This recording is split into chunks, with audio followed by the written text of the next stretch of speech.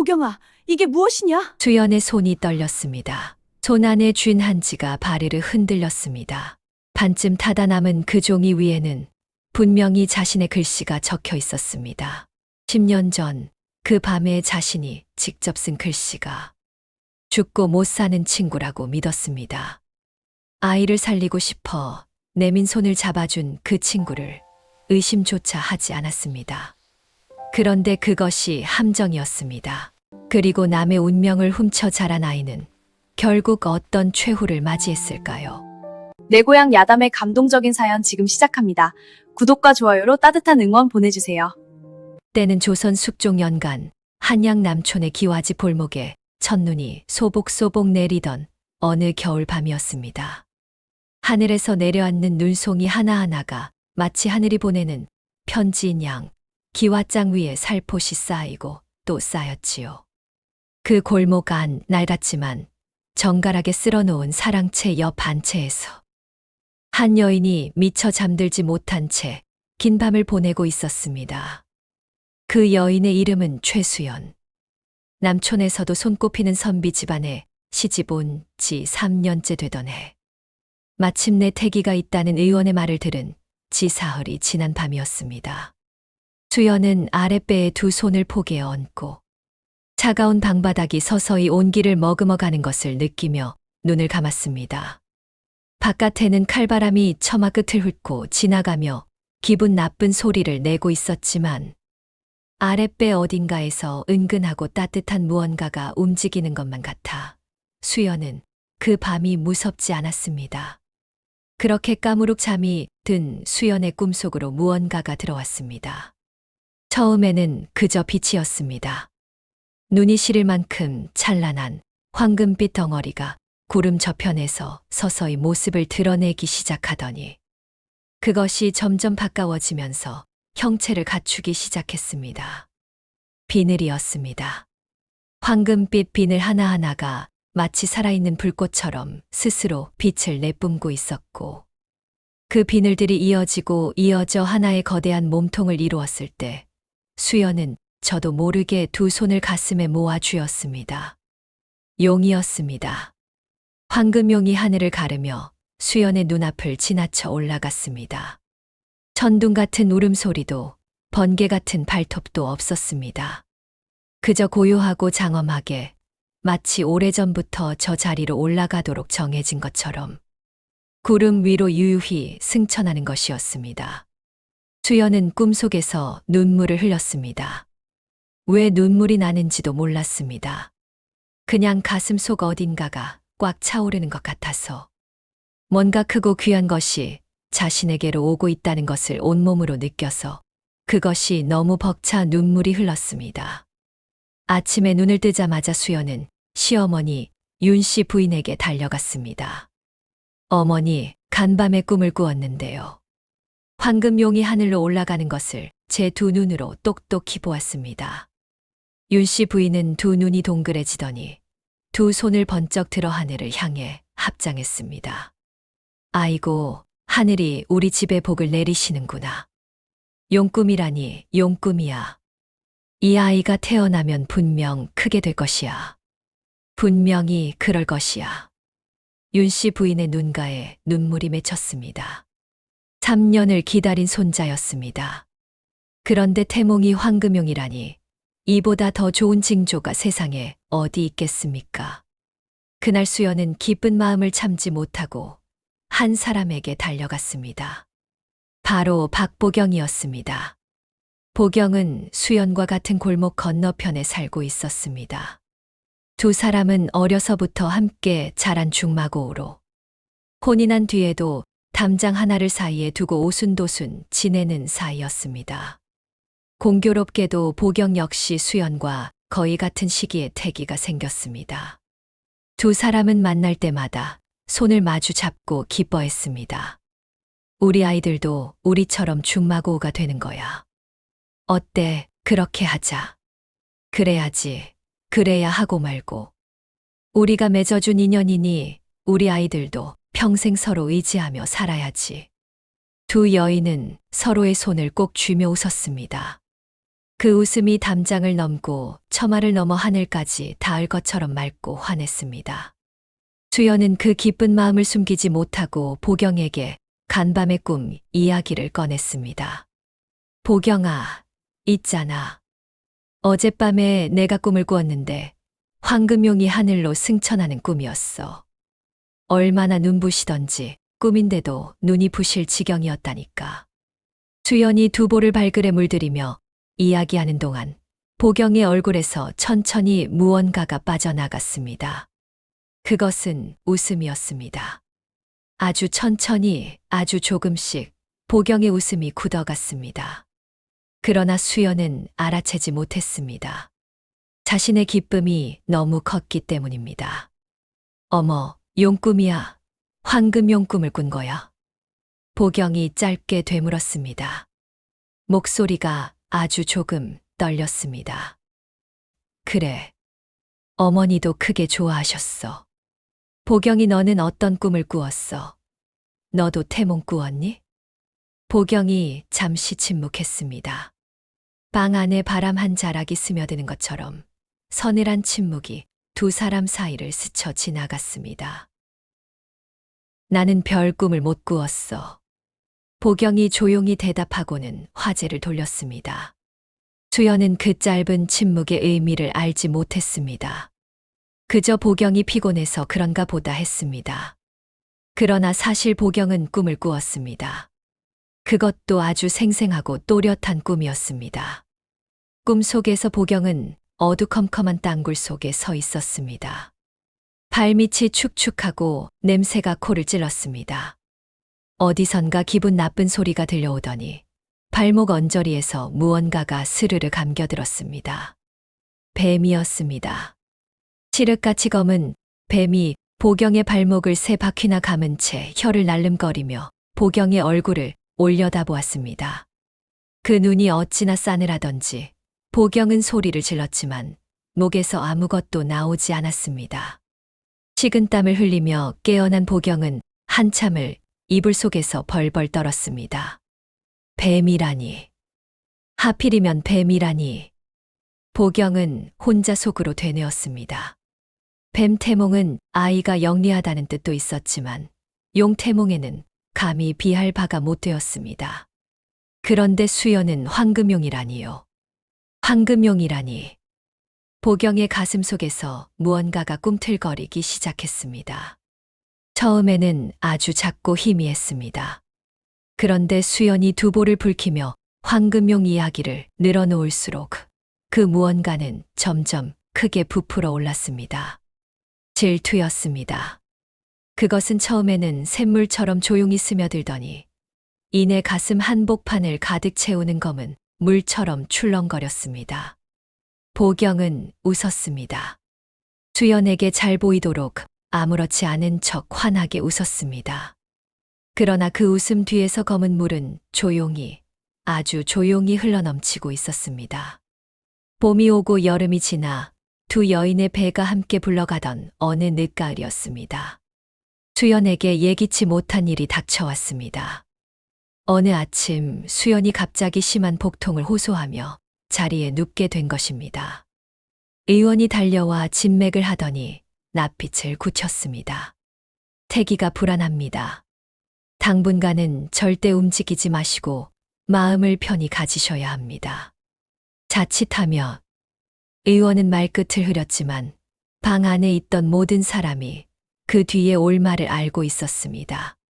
윤 씨 부인은 얼굴이 하얗게 질렸고 수연은 두 손으로 배를 감싸 안으며 이를 악물었습니다. 제발, 제발 괜찮아야 한다. 내가 괜찮아야 한다. 아랫배에 대고 수연이 속삭였습니다. 눈물이 베개를 적셨습니다. 그 소식이 담장 너머로 흘러들어간 것은 그날 저녁이었습니다.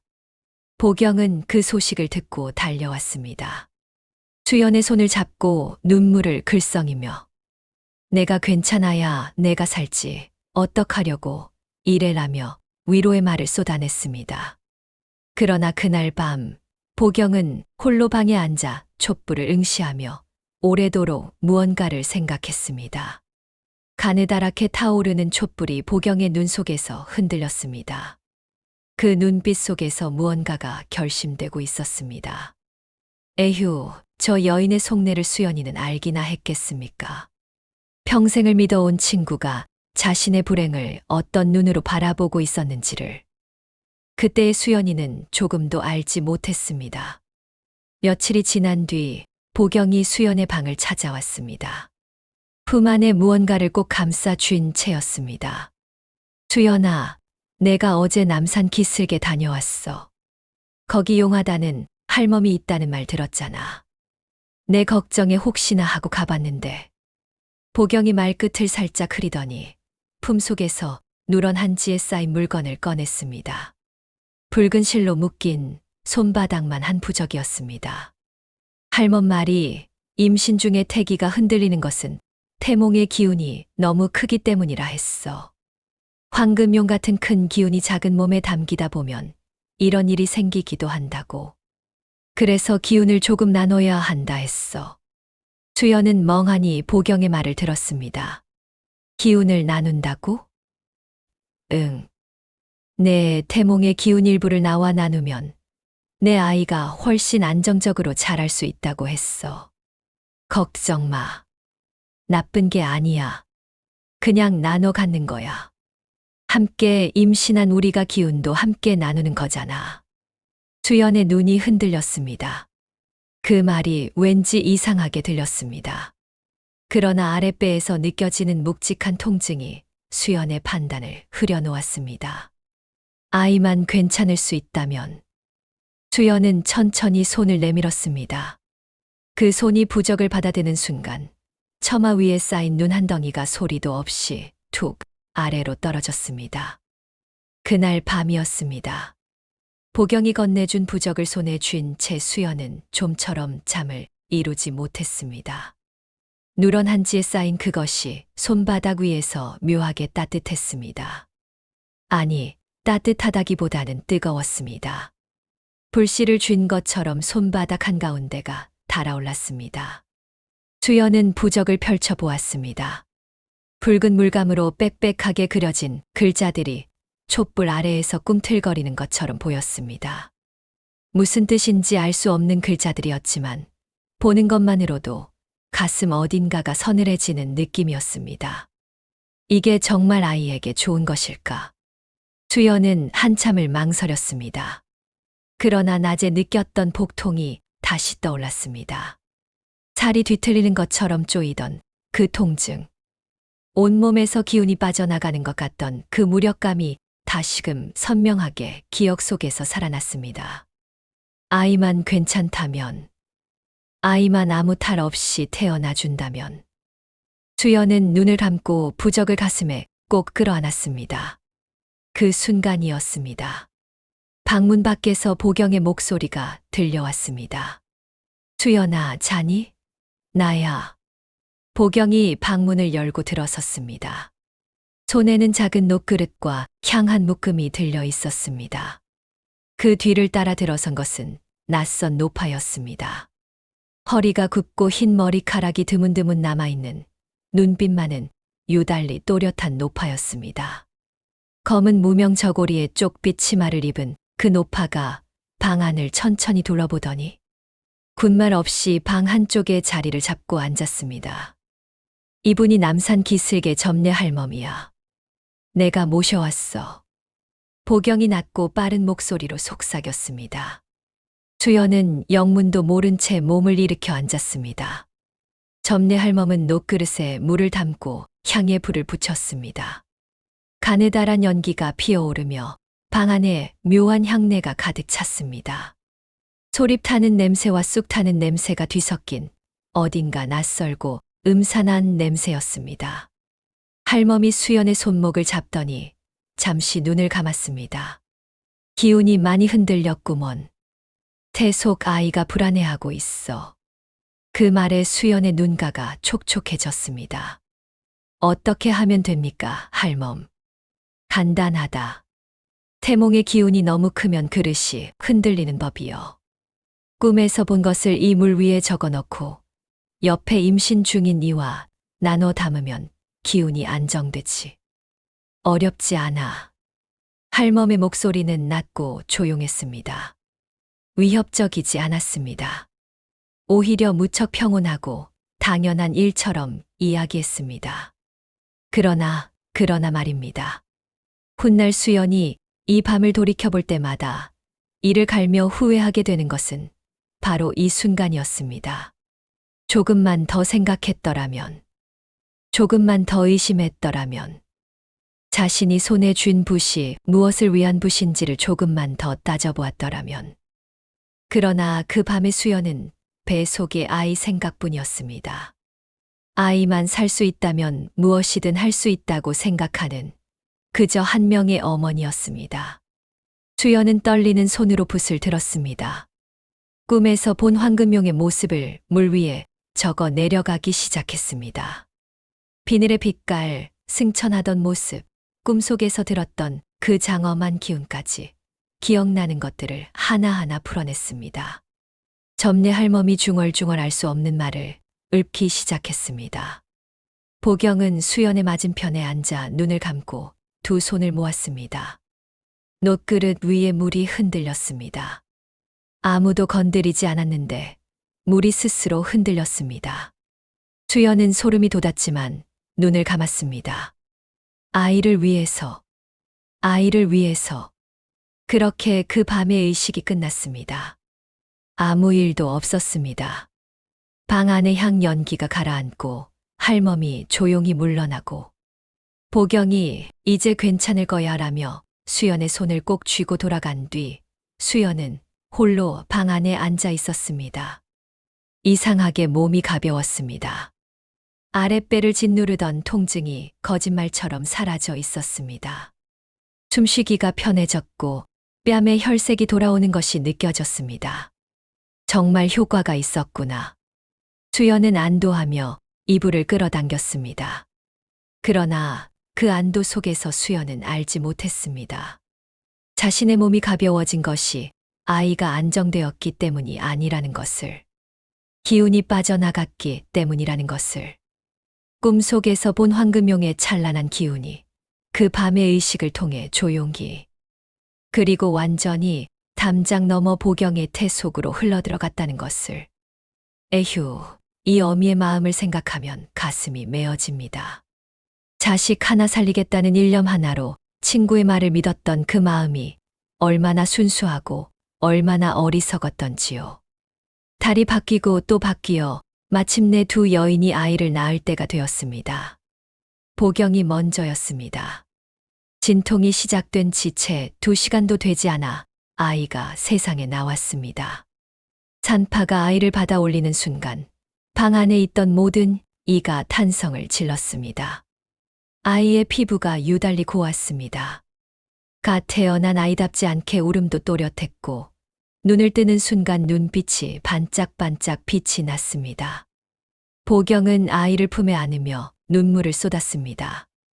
그 눈물이 기쁨의 눈물인지 안도의 눈물인지 아니면 그 밤의 의식을 떠올리며 흘리는 어떤 다른 감정의 눈물인지 방 안에 있던 아무도 알지 못했습니다.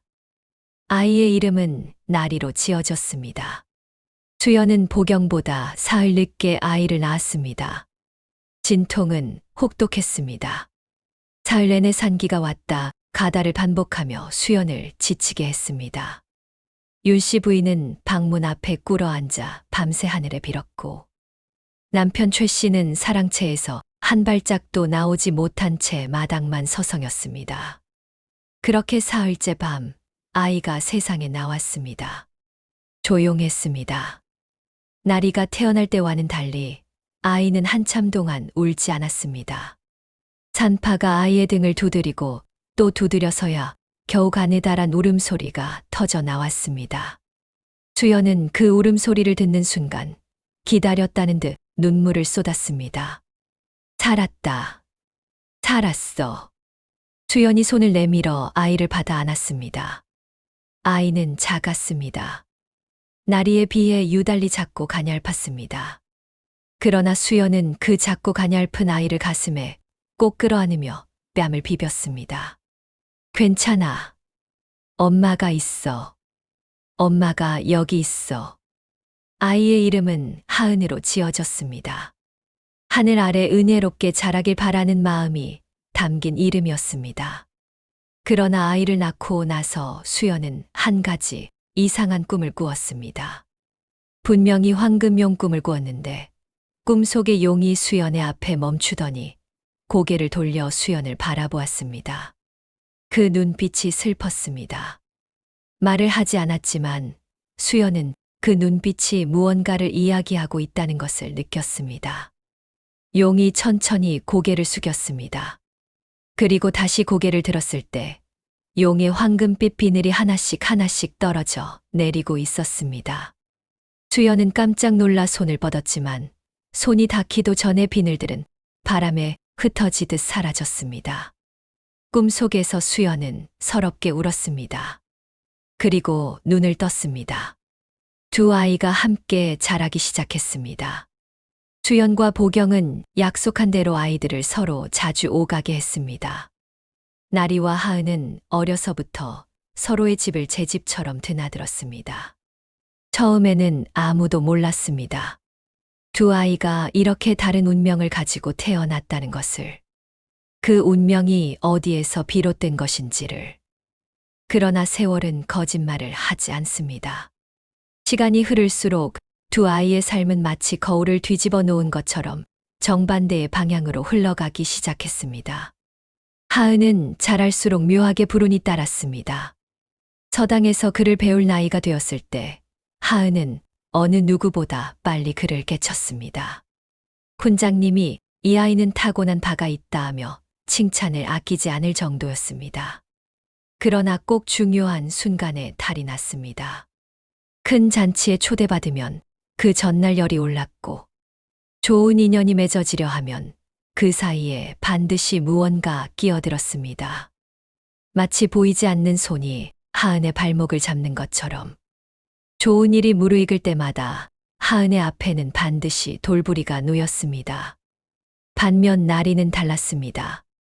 나리는 하는 일마다 술술 풀렸습니다. 글을 배워도 금방 따라잡았고 사람들과 어울려도 금세 모두의 총애를 받았습니다. 어디를 가든 나리가 있는 곳에는 웃음이 넘쳤고 좋은 일이 꼬리를 물었습니다. 동네 사람들은 나리를 두고 복덩이라며 입을 모았습니다. 보경은 그것이 당연한 듯 굴었습니다. 세월은 물처럼 흘렀습니다. 하은과 나리가 10살이 되던 해 한양 남촌의 봄은 유난히 일찍 찾아왔습니다. 담장 너머로 살구꽃이 하얗게 피어나고 골목마다 아이들의 웃음소리가 넘쳐 흘렀습니다.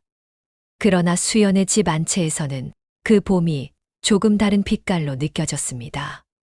하은이 또 아팠습니다. 이번에는 발목이었습니다. 아무 이유도 없이 발목이 부어올라 사흘째 방 안에 누워 있었습니다. 의원이 다녀갔지만 뚜렷한 원인을 찾지 못했습니다. 그냥 쉬어야 한다는 말뿐이었습니다. 수연은 하은의 발목에 따뜻한 수건을 감아주며 입술을 깨물었습니다. 이런 일이 한두 번이 아니었습니다. 하은이 6살 때는 우물가에서 발을 헛디뎌 하마터면 우물 속으로 빠질 뻔했습니다. 7살 때는 서당 지붕에서 기와장이 떨어져 하은의 머리 바로 옆에 박혔습니다. 8살 때는 먹은 것도 없는데 갑자기 구토를 하며 일주일을 누워 있었습니다. 9살 때는 건강하게 다니던 서당을 갑자기 그만두게 되는 일이 생겼습니다. 훈장님이 갑자기 한양을 떠나게 되었기 때문이었습니다. 매번 결정적인 순간에 무언가가 끼어들었습니다. 수연은 밤마다 하은이 잠든 뒤에 혼자 앉아 한숨을 내쉬었습니다. 이 아이가 왜 이리 힘든 길을 걷는 것인지, 무엇이 이 아이의 발목을 잡는 것인지 도무지 알 수가 없었습니다. 에휴, 내 새끼. 뭐가 이리 험한 길을 걷느냐. 수연이 하은의 머리카락을 쓸어내리며 나직이 중얼거렸습니다. 그 목소리가 어찌나 가늘고 떨렸던지 듣는 이가 있었다면 눈물을 참기 어려웠을 것입니다. 반면 담장 너머에서는 웃음소리가 그칠 날이 없었습니다. 나리는 날이 갈수록 빛이 났습니다. 10살의 나리는 또래 아이들 사이에서 단연 돋보였습니다. 얼굴이 고울 뿐 아니라 총명함이 남달랐고 어른들 앞에서도 당당하게 말을 이어나가는 것이 마치 몇 갑절은 더 산 사람처럼 의젓했습니다. 동네 어른들은 만날 때마다 보경에게 따님이 범상치 않다 하며 엄지손가락을 세웠습니다. 보경은 그럴 때마다 입가에 보드라운 미소를 지었습니다. 그 미소가 어찌나 자연스럽고 당당했던지 마치 자신이 처음부터 이 모든 것을 당연히 누려야 했던 사람인 것처럼 보였습니다. 그러나 보경이 수연의 집을 방문할 때면 그 미소 안에 무언가 다른 것이 숨어 있었습니다. 보경은 올 때마다 나리가 쓰던 헌 옷가지들을 가지고 왔습니다. 하은이가 입으면 딱 맞겠다 싶어서. 나리가 쓰던 건데 아직 멀쩡하잖아. 처음에는 수연도 고마운 마음으로 받았습니다. 살림이 여유롭지 않은 터에 옷 하나라도 아끼면 좋은 것이니까요. 그러나 이상한 것은 하은이 나리의 옷을 입을 때마다 몸이 더 불편해진다는 것이었습니다. 처음에는 우연이라고 생각했습니다. 두 번째도 우연이라고 생각했습니다. 세 번째가 되었을 때 수연의 가슴 속에서 무언가가 미세하게 흔들렸습니다. 그러나 그것이 무엇인지를 말로 표현할 수가 없었습니다. 그냥 이상하다. 그냥 묘하다. 그 감각이 수연의 가슴 한켠의 작은 씨앗처럼 박혀들었습니다. 보경의 행동은 거기서 그치지 않았습니다. 나리가 쓰던 베개, 나리가 가지고 놀던 인형, 나리가 서당에서 쓰던 붓과 벼루까지 보경은 틈만 나면 하은에게 건네주었습니다. 나리는 이미 새 것으로 바꿨으니까. 버리기 아깝잖아. 말은 그럴듯했습니다. 그러나 수연은 어느 날 문득 깨달았습니다. 보경이 하은에게 건네주는 것들이 하나같이 나리가 가장 아끼던 것들이라는 사실을. 버려야 할 낡은 것이 아니라 나리가 가장 오래, 가장 자주 쓰던 것들이라는 사실을. 마치 나리의 기운이 가장 진하게 배어있는 것들을 골라서 하은에게 들이미는 것 같았습니다. 그러나 수연은 그것이 설마 나쁜 뜻에서 하는 일이겠느냐고 친구를 의심하는 자신을 오히려 꾸짖었습니다. 에휴, 저 착한 수연이를 보십시오. 의심이 일어도 친구를 믿으려 했던 그 마음이 얼마나 갸륵하면서도 얼마나 안타까웠겠습니까? 하은이 12살이 되던 해 가을이었습니다. 그해 가을은 유난히 길고 서늘했습니다. 낙엽이 어찌나 빨리 지던지 아침에 쓸어놓은 마당에 저녁이 되면 어느새 낙엽이 수북이 쌓였습니다. 바람이 처마 끝을 울리고 지나갈 때마다 수연은 공연히 가슴이 시렸습니다. 그 가을에 마을에서 큰 시회가 열렸습니다. 군장님이 바뀐 서당에서 처음으로 아이들의 글솜씨를 겨루는 자리였는데 동네 어른들이 모두 모여 구경할 만큼 성대한 자리였습니다. 군장님이 직접 상을 내리기로 했고 상을 받는 아이는 한양에서 이름난 서당에 추천서까지 받을 수 있는 귀한 자리였습니다. 하은은 그 시회를 위해 2달을 준비했습니다. 새벽에 일어나 촛불 아래에서 글을 쓰고 밥을 먹다가도 붓을 들었습니다. 수연은 그런 하은을 보며 가슴이 뭉클했습니다. 그래. 이번엔 꼭 잘 되어야 한다. 이 아이가 얼마나 힘들게 준비했는지를 하늘도 알겠지. 시회 전날 밤, 보경이 수연의 집을 찾아왔습니다. 손에는 예쁘게 포장된 붓 하나가 들려 있었습니다. 나리가 작년에 쓰던 붓인데 이것으로 쓴 글씨가 얼마나 잘 써지던지. 하은이한테 주려고 가져왔어. 내일 시회에 쓰면 좋을 것 같아서. 수연은 잠깐 멈칫했습니다. 그러나 하은이 옆에서 눈을 반짝이며 붓을 바라보고 있었습니다. 수연은 결국 붓을 받아 하은의 손에 쥐어주었습니다. 다음 날 아침이었습니다. 하은은 시회장에 가기 위해 옷을 차려입다가 갑자기 손이 떨리기 시작했습니다. 처음에는 긴장 때문이라고 생각했습니다. 그런데 손떨림이 점점 심해지더니 급기야 먹을 갈 수조차 없을 지경이 되었습니다. 의원을 불렀습니다. 의원은 고개를 갸웃거렸습니다. 별다른 이유를 모르겠습니다. 갑자기 손에 경련이 일어난 것 같습니다. 하은은 그날 시외에 나가지 못했습니다. 나리가 상을 받았습니다. 보경은 나리의 손을 잡고 훈장님 앞에 나아가 공손히 머리를 숙였습니다. 그 옆에서 동네 어른들이 손뼉을 쳤습니다. 주연은 담장 너머에서 그 소리를 들으며 혼자 방 안에 앉아 있었습니다. 하은은 손을 감싸 쥔 채 아무 말도 하지 않았습니다. 울지도 않았습니다. 그냥 창밖을 바라보며 조용히 있었습니다. 그 조용함이 수연에게는 울음보다 더 아팠습니다. 하은아. 수연이 불렀습니다. 어머니, 저 괜찮아요. 하은이 돌아보며 웃었습니다. 그 웃음이 어찌나 맑고 담담했던지 수연은 그 웃음을 보는 순간 눈물이 왈칵 쏟아졌습니다. 저 아이가 저렇게 웃으며 괜찮다고 하는 것이 억울하다고 소리치는 것보다 훨씬 더 가슴을 후볐습니다. 에휴, 저 불쌍한 것을 어째. 뭐가 이리 힘든 길을 걷느냐, 이 아이야. 그 일이 있고 나서 수연의 마음속에 박혀있던 씨앗이 조금씩 싹을 틔우기 시작했습니다. 이상하다. 너무 이상하다. 수연은 지난 10여 년을 가만히 되짚어보기 시작했습니다. 하은에게 불운이 닥칠 때마다 그 전에 반드시 보경이 무언가를 가져왔습니다. 옷이든 인형이든 붓이든 보경이 건네준 것을 받은 뒤에 꼭 무슨 일이 생겼습니다. 그리고 그럴 때마다 나리에게는 좋은 일이 생겼습니다. 이것이 우연일 수 있겠습니까?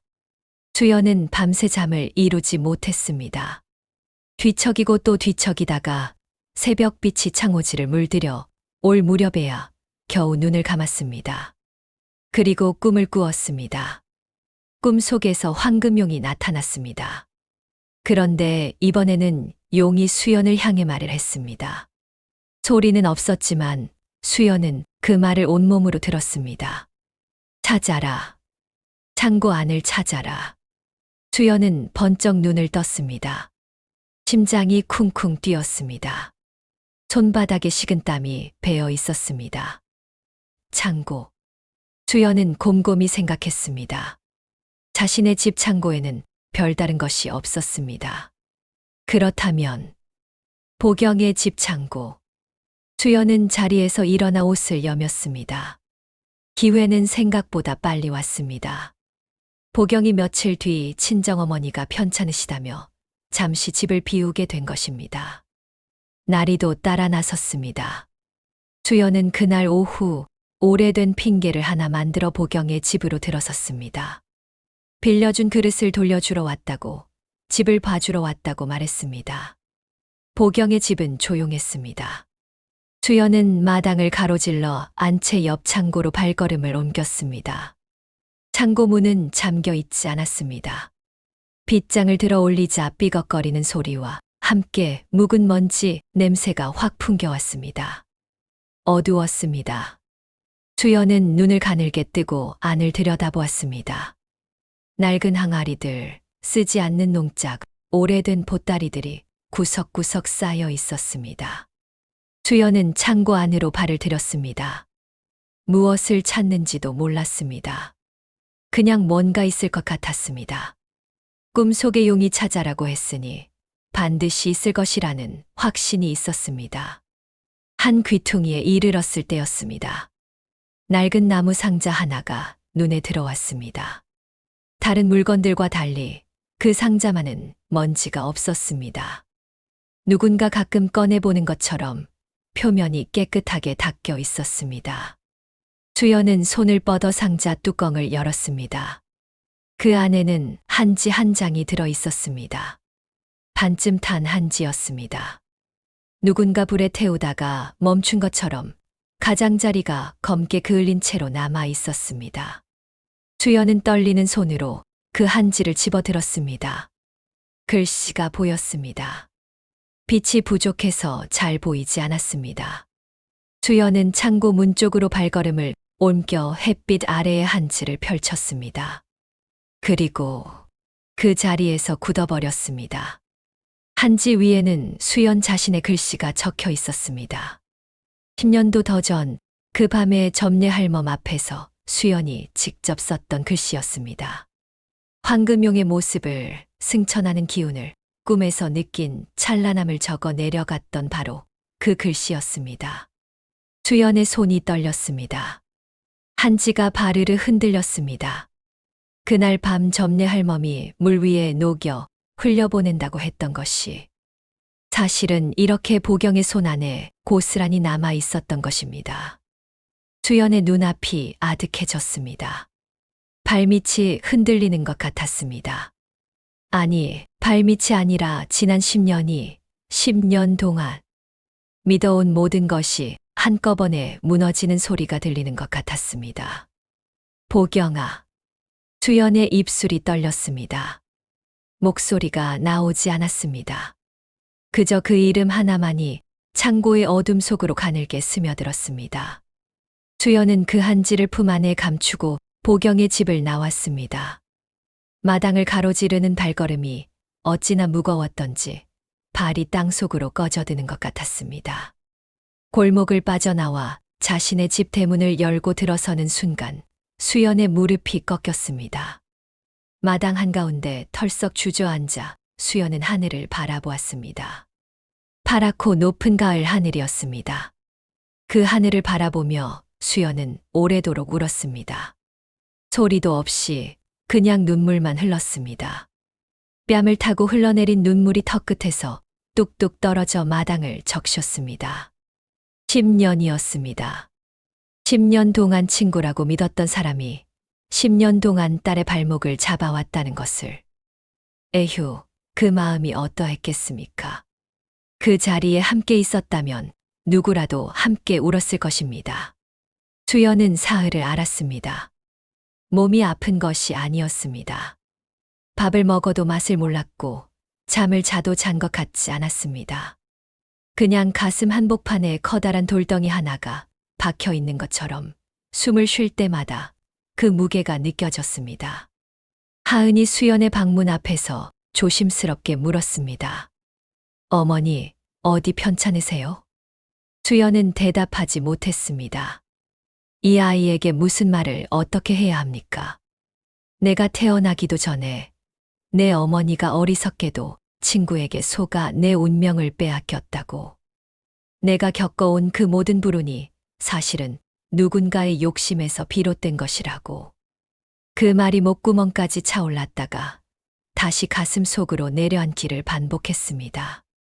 수연은 손을 뻗어 방문을 열고 하은의 손을 잡아당겼습니다. 하은이 영문도 모른 채 방 안으로 들어와 수연의 옆에 앉았습니다. 수연은 아무 말 없이 하은을 끌어안았습니다. 꼭, 아주 꼭, 마치 이 아이를 처음 품에 안았던 날처럼 다시는 놓지 않겠다는 것처럼 꼭 안았습니다. 어머니? 하은이 의아한 목소리로 불렀습니다. 미안하다.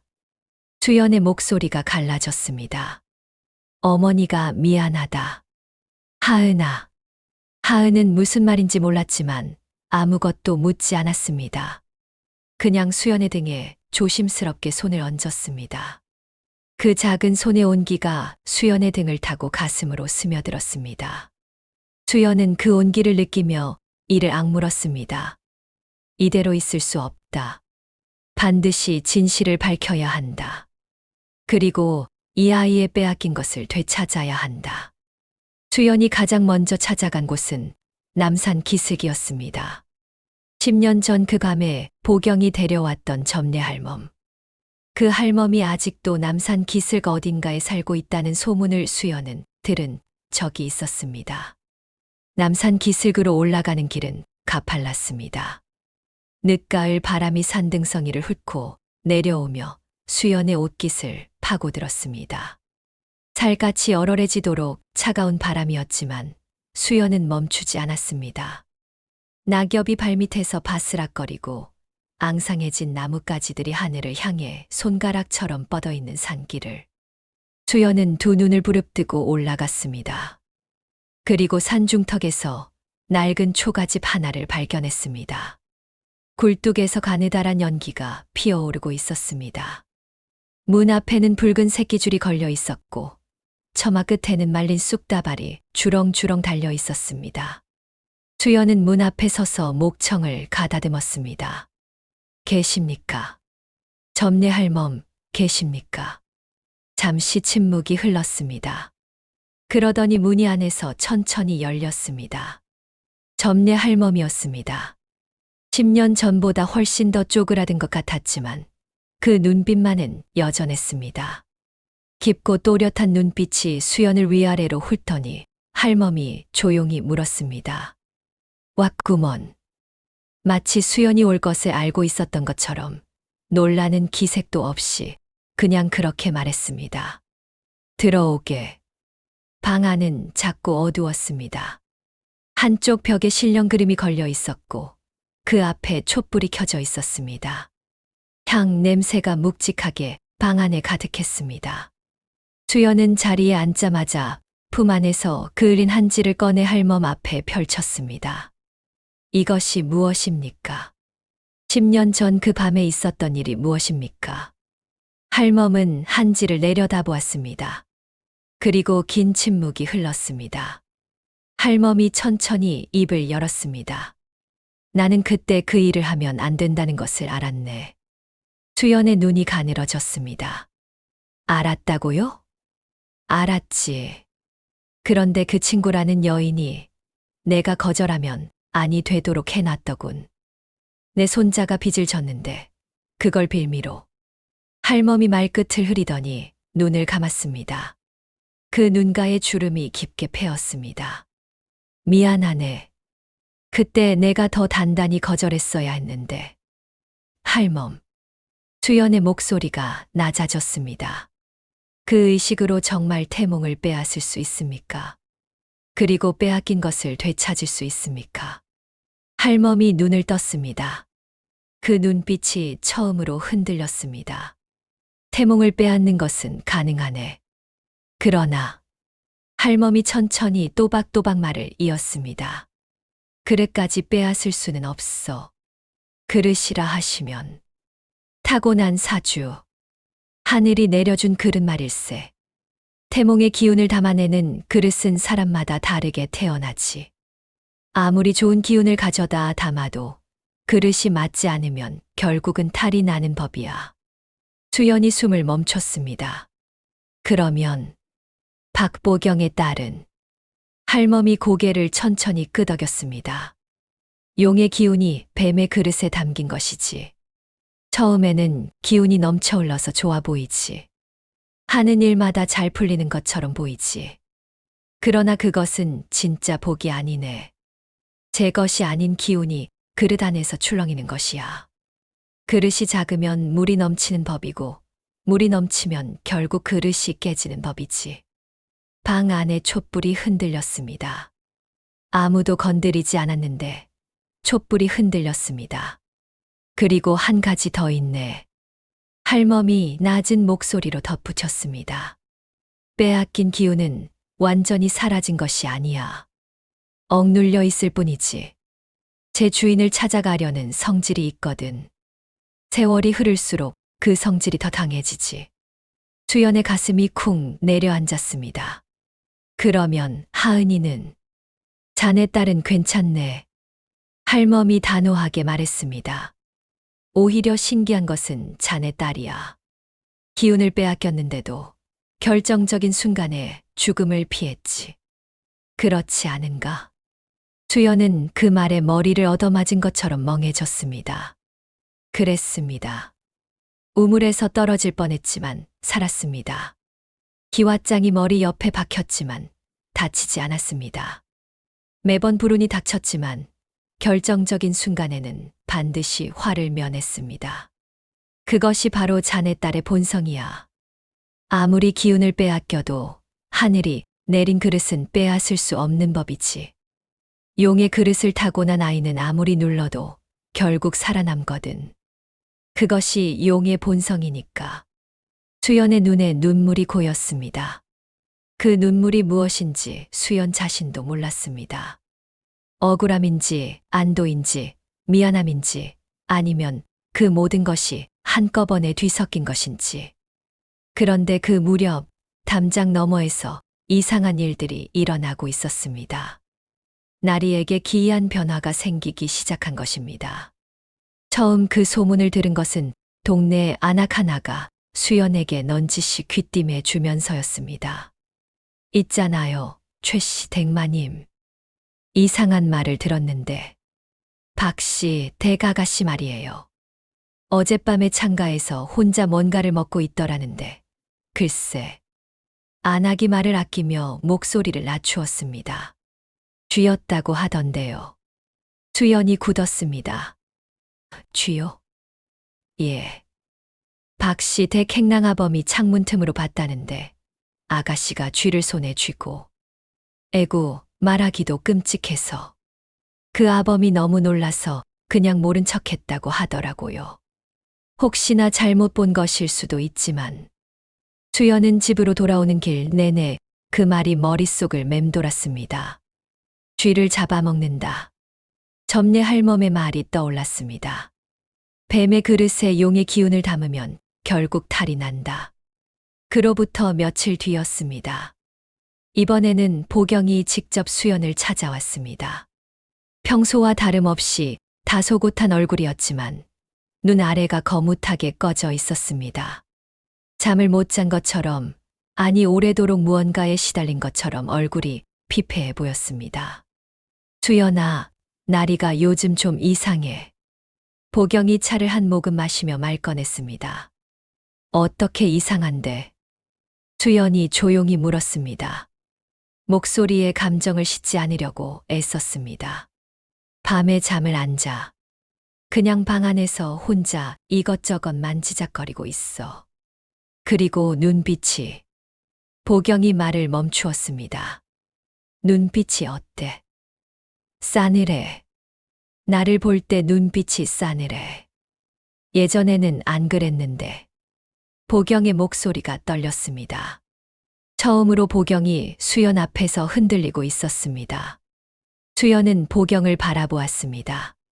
가슴 속에서 무언가가 끓어올랐습니다. 분노인지 슬픔인지 모를 것이 목구멍까지 차올랐습니다. 그러나 수연은 그것을 삼켰습니다. 지금은 때가 아니었습니다. 좀 더 지켜봐. 아이들이 자라면서 변하기도 하잖아. 수연이 조용히 말했습니다. 보경은 고개를 끄덕이며 찻잔을 내려놓았습니다. 그러면서 보경의 소매가 살짝 거쳤습니다.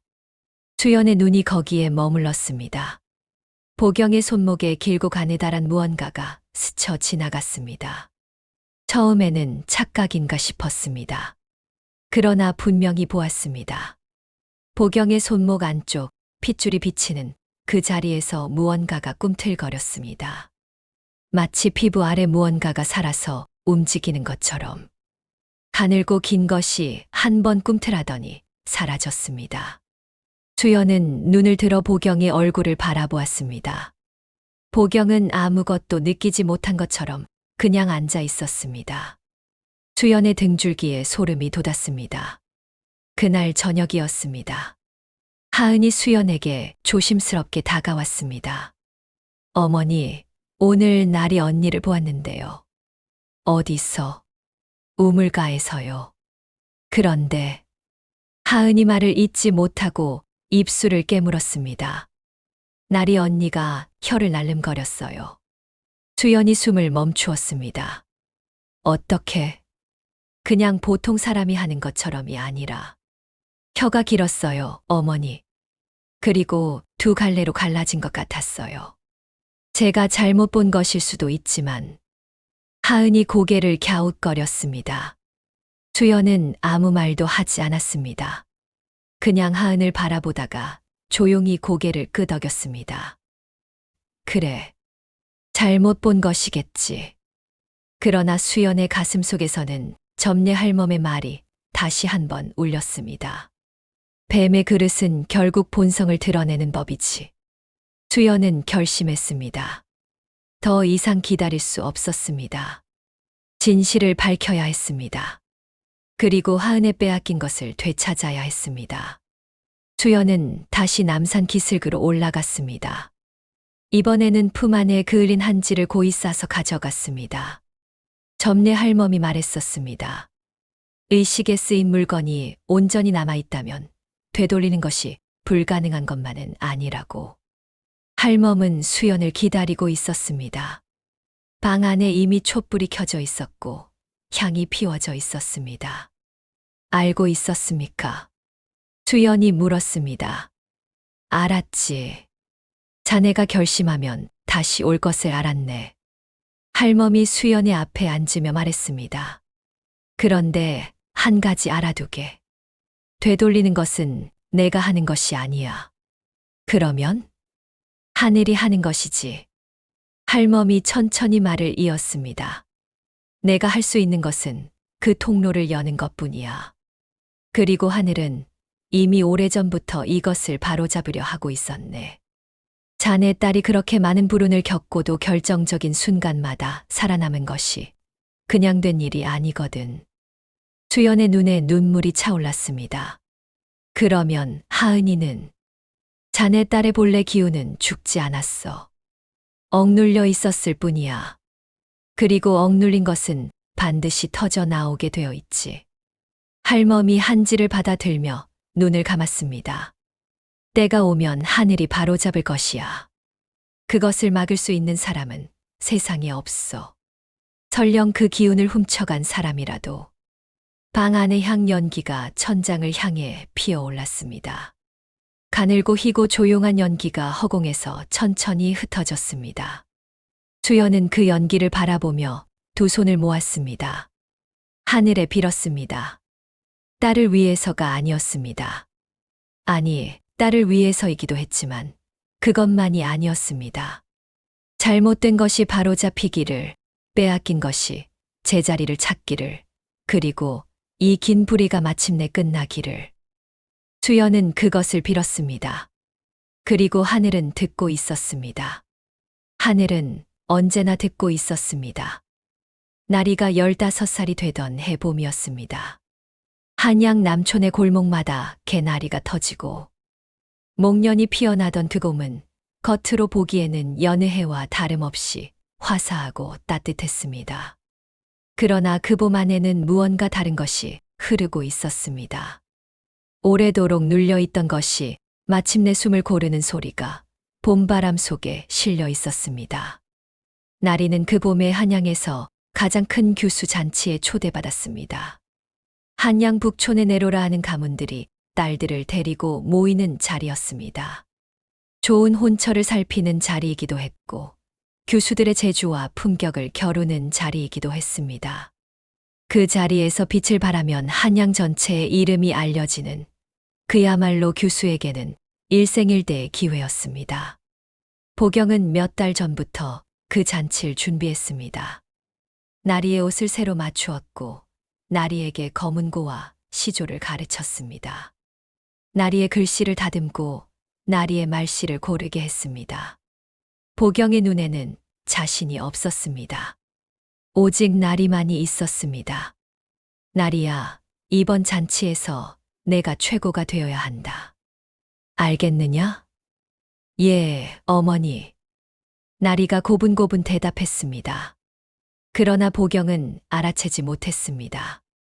나리의 눈빛이 달라졌다는 것을. 예전에 나리는 어머니의 말을 들을 때 눈빛이 따뜻했습니다. 그런데 요즘의 나리는 어머니를 볼 때면 눈빛이 유리처럼 투명하고 차가웠습니다. 마치 어머니를 바라보는 것이 아니라 어머니 너머의 무언가를 바라보는 것처럼. 보경은 그 눈빛이 불편했지만 잔치 준비에 바빠 깊이 생각하지 않았습니다. 잔치 전날 밤이었습니다. 보경이 나리의 방에 잠자리를 살피러 들어섰습니다. 나리는 자리에 누워 눈을 감고 있었습니다. 보경은 조용히 이불을 여며주려다가 멈추었습니다. 나리의 목이 이상했습니다. 자고 있는데 목이 아주 미세하게, 아주 느리게 좌우로 흔들리고 있었습니다. 사람이 잠결에 움직이는 것과는 달랐습니다. 마치 무언가를 감지하듯 뱀이 머리를 흔드는 것처럼 느리고 규칙적으로 흔들렸습니다. 보경은 그 자리에 굳어버렸습니다. 심장이 쿵 내려앉았습니다. 손이 떨렸습니다. 이불을 여며주려던 손이 허공에서 멈추어 버렸습니다. 그러다 나리가 눈을 떴습니다. 보경을 바라보았습니다. 그 눈빛이 너무 또렷했습니다. 방금까지 잠들어 있던 사람의 눈빛이 아니었습니다. 아주 오래 깨어 있던 사람의, 아주 많은 것을 알고 있는 사람의 눈빛이었습니다. 어머니. 나리가 조용히 불렀습니다. 왜 그러세요? 무서우세요? 그 말이 어찌나 담담하고 차가웠던지 보경은 자신도 모르게 뒷걸음질을 쳤습니다. 아니야. 자거라. 어서 자. 보경이 떨리는 목소리로 말하고 방문을 닫았습니다. 문 밖에 서서 보경은 한참을 진정하지 못했습니다. 방 안에서 나리의 목소리가 들려왔습니다. 어머니. 보경이 굳었습니다. 저는 다 알고 있어요. 그 목소리가 문 너머로 스며들었습니다. 낮고 고요하고 차가운 목소리였습니다.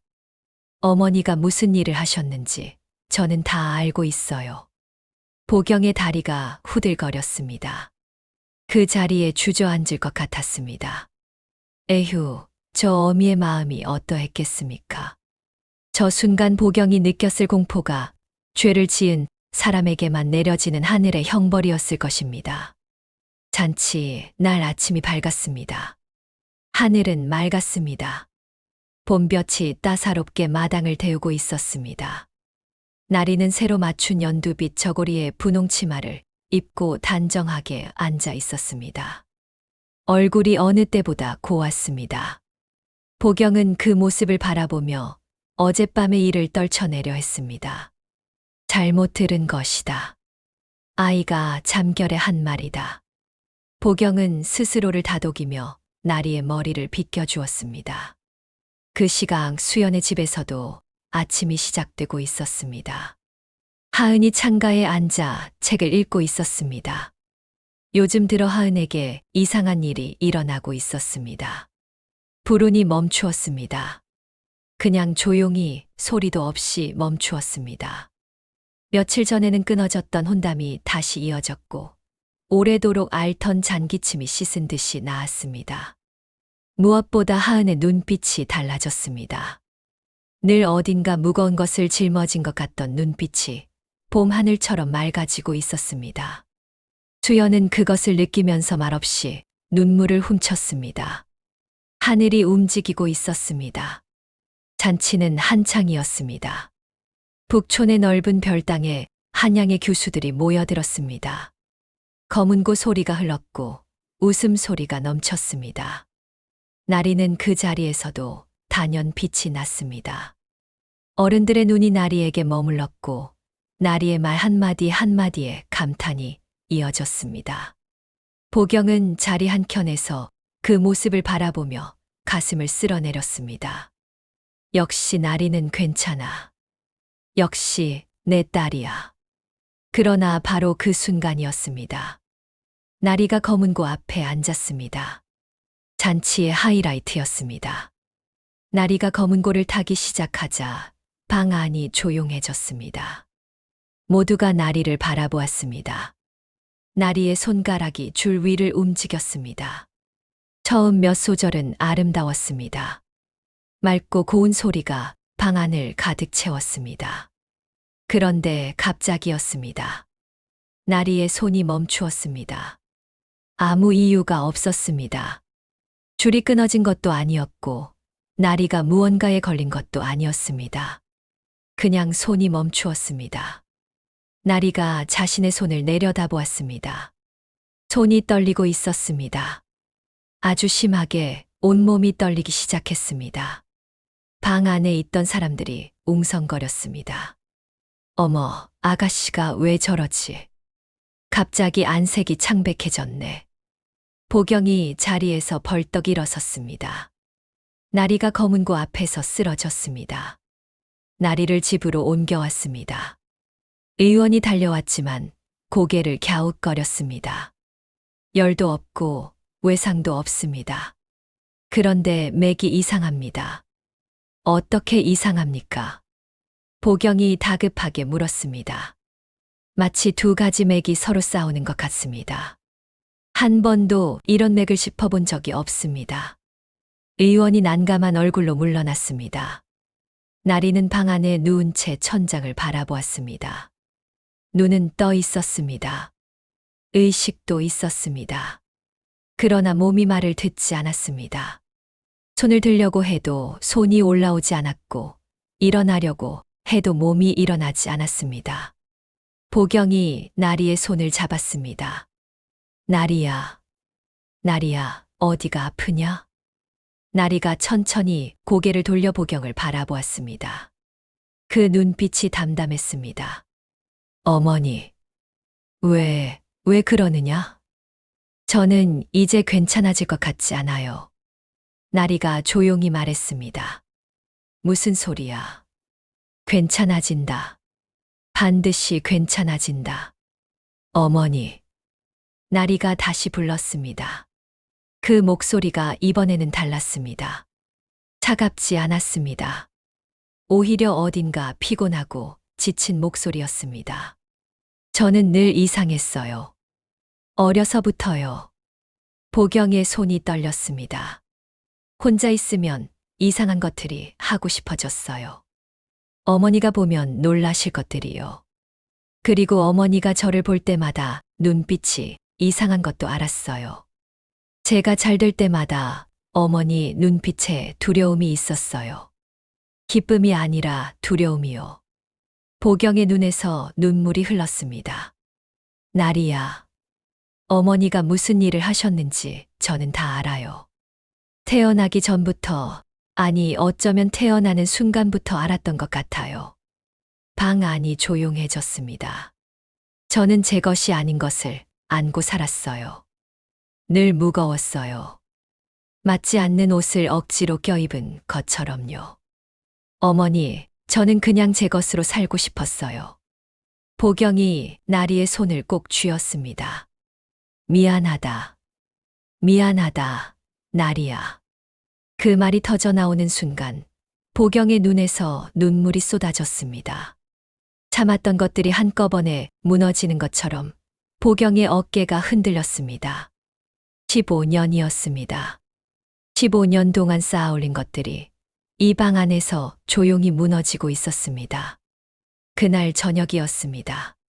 보경이 수연의 집 대문을 두드렸습니다. 수연이 문을 열었습니다. 두 사람이 마주보았습니다. 보경의 얼굴은 말이 없었습니다. 눈이 부어 있었고 뺨이 젖어 있었습니다. 두 손을 앞에 모은 채 보경이 천천히 무릎을 꿇었습니다. 수연아. 그 목소리가 낮고 떨렸습니다.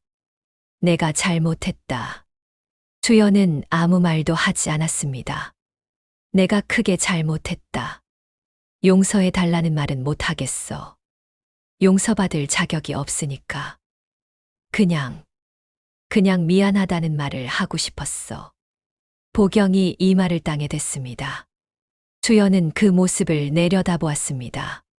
가슴 속에서 무언가가 들끓었습니다. 분노인지 슬픔인지 연민인지 그 모든 것이 뒤엉켜 출렁거렸습니다. 수연은 한참 동안 말이 없었습니다.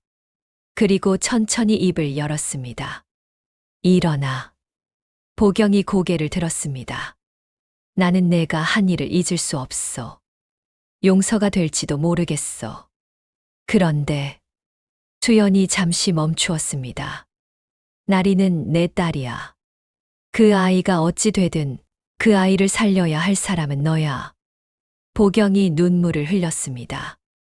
어떻게 하면 되느냐? 수연이 조용히 대답했습니다. 남산에 가거라. 점례 할멈을 찾아가거라. 그리고 내가 한 일을 전부 말해라.